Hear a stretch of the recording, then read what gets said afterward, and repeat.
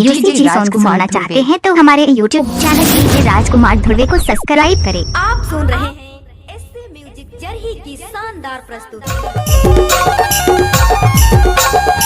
अगर आप new music जी सॉन्ग सुनना चाहते हैं तो हमारे YouTube चैनल डीजे राजकुमार ध्रुवे को सब्सक्राइब करें।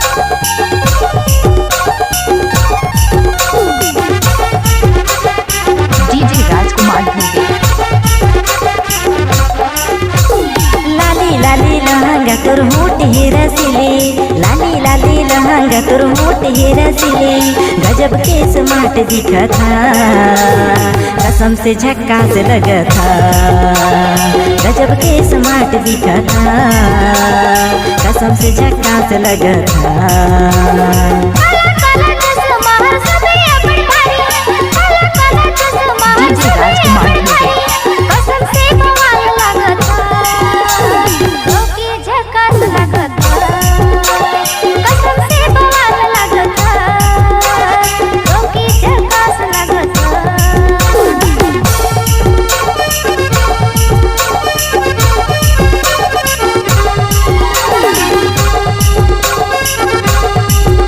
डीजे राजकुमार ध्रुवे। डीजे राजकुमार ध्रुवे।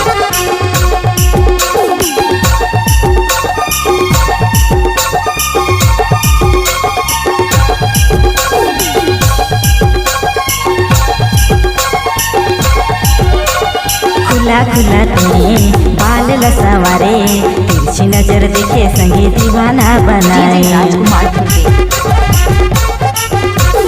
खुला खुला तेरे बाल लसवारे, तिरछी नजर देखे संगे दीवाना बनाए, तिरछी नजर देखे संगे दीवाना बनाए।